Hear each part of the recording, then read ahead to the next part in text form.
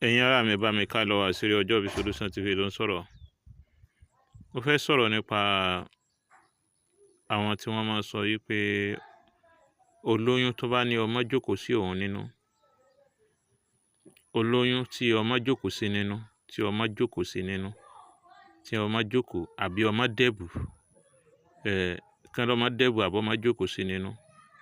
Kí ni solution tí a lè lò sí? Àwọn kan máa sọ torí ó lè padà yá ká post kìíní sí real, wọ́n ní àsọ nǹkan tán. Tẹ́ bá nídìí nǹkan mi tí a fẹ́ wò ẹ lọ check ẹ̀ ní YouTube wa, Àṣírí Ọjọ́ Ìbí Solution TV, ẹ lọ check ẹ̀ lórí YouTube wa àbí TikTok wa, Àṣírí Ọjọ́ Ìbí Solution TV. Ẹ follow page wa, ẹ bá share rẹ̀. Kí ni nǹkan tí a lò fún onítàn ẹni tí ọmọ bá dẹ̀bù nínú rẹ̀, olóyún tí ọmọ bá dẹ̀bù nínú rẹ̀? Mo fàsìkò yìí bẹ́ẹ̀ lọ́hùn gbogbo aboyún ilé ayé, Ọlọ́run bá ní sọ wọn kalẹ̀ ní rọ̀rùn súnmọ́ sabila yassarahu kharij minha bisalam. Naam, ẹ bá mi wá ọ̀yọ́. Kí ni tá à ń pè ní ọ̀yọ́ ni? Ewédú. Ọ̀yọ́ là porúkọ rẹ̀, ewédú. Ẹ rí báyìí bó ṣe wà yìí, ẹ rí pọ́n tú tìdítìdí ni. Bó ṣe wà yìí náà lẹ́sìn wúrà.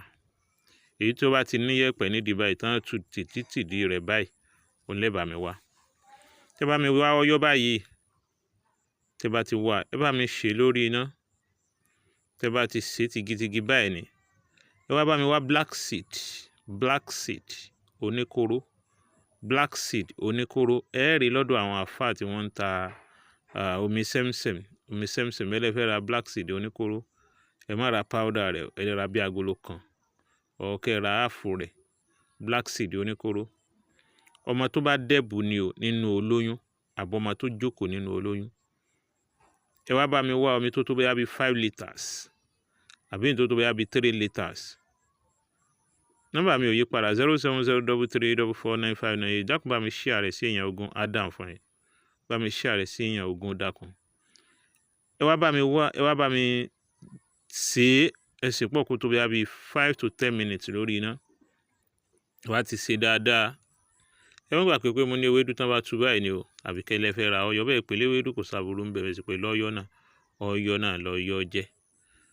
Bóyá wá ní language tí yín pè nílùú yín, ẹ lè drop ẹ̀fẹ́ lómi ní comment section. Ẹ bá mi sè é, tẹ́ bá ti sè é, ẹ wá já tìgítìgí yìí, ẹ fi ìjábẹ̀ já dáadáa. Tẹ́ bá ti fi ìjábẹ̀ dáadáa, ẹ wá bí aṣọ tó bá díjú dáadáa, ẹ wá fi yọ omi rẹ̀ nìkan lẹ need. Omi rẹ̀, ẹ wá bí asẹ́ àbí àjọjọ olùbọ́kẹ́ fi yọ omi rẹ̀ nìkan lẹ need, tí ó yọ ewé tó dẹ̀ yọ àwọn akóró yẹn pò. Tó bá ti balẹ̀, tó bá yẹ pé Christian ni ẹ yẹ pé mùsùlùmí ni ẹ, bá mi ṣe kúlà àwùsù méjèèjì sí tó bá rọ̀ ẹ́ lọ́rùn. Èyí tó bá ti rọ̀ ẹ́ lọ́rùn ni o, kúlà àwùsù méjèèjì sí.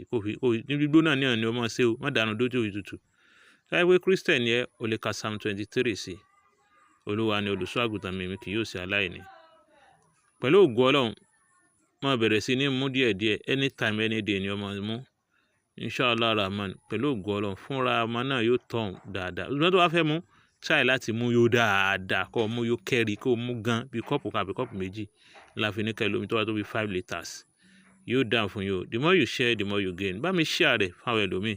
The more you share, the more you gain. Àṣírí Ọjọ́ Ìbí Solution TV ló ń sọ̀rọ̀. Ẹ bá share, follow page wa. Shalom.